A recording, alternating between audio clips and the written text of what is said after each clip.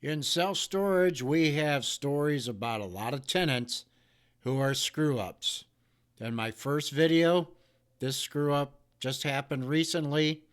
It's top of mind, and I want to share that story with you and how I handled it.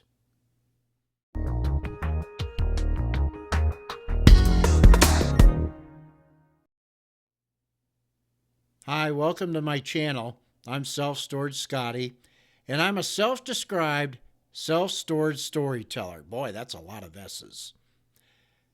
Well, the other S that involves self-storage, especially with us managers, are tenants who are screw-ups.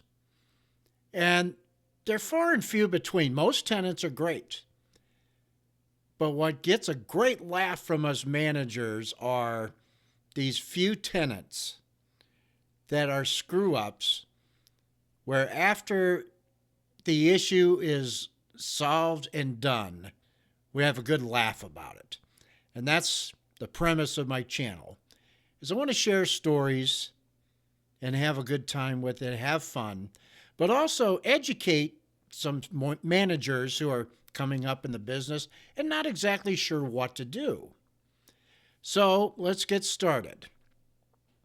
The other day, I took a phone call for one of the facilities my company manages, and it was a woman calling to tell us about something she had done. She had moved from a bigger unit to a smaller unit. So I looked up the notes in her account, and sure enough, she had indicated she wanted to do that. No big deal. Transferring from one unit to another is something simple that we can process in the office, and you can even do it online. And we'll have some tips down the road to managers how to create that online experience for people to make self-storage really do it yourself for the tenant. Well, getting back to this tenant who moved from the bigger unit to the smaller unit, what was the screw-up? The screw-up was she moved from the bigger unit to the smaller unit by herself without telling anyone she was doing it, when she was doing it, and she didn't sign the transfer paper and the new lease on that unit. Well, that's a breach of terms of service at any self-storage facility. You don't get to just do whatever you want on the grounds, moving from one unit to the other. Let's put it this way. If you were renting an apartment and you rented a 3-bedroom, 2-bath apartment, and you found out it was too big or it was too expensive, and you said, hey, I need something smaller like a 1-bedroom, 1-bath apartment, and there's one in my building, I'll just go ahead and move in. Well, you can't do that in an apartment building, and you can't do it in self-storage. So this woman calls me up and asked me about her past due bill because she had not told us she was transferring us. We were still billing her at the rate from the bigger unit that she signed the lease on, the original lease. And I told her that. I told her you needed to transfer first by signing the new lease to set the new rate. Instead, the clock keeps ticking, and I think her bigger unit rate was $125, and the smaller unit rate was $70. But because she didn't tell us, she didn't pay her bill, the late fee, her bill was $150 when she was thinking it would only be $70. And that was the screw up. She screwed herself up. All she needed to do was come into the office, sit down with the manager, or schedule an appointment with the manager, sign that paper, and she would have been fine. Now, as I talk to you right now, has she done that? No, because I talked to her and she tells me, well, This has never been a problem with previous managers. Well, I looked up her account, and she never had stayed there before. So she's just trying to buffalo us to get what she wants without going through the legal process and the rules of terms of service. So until she comes clean, here's how I solve the problem. And before I get to that, are you a self-storage manager with a story about a screw-up tenant? Well, why don't you share it with me and others?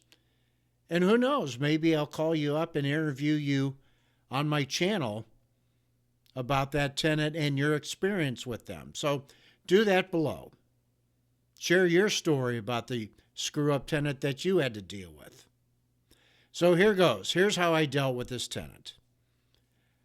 I told her that we would transfer her.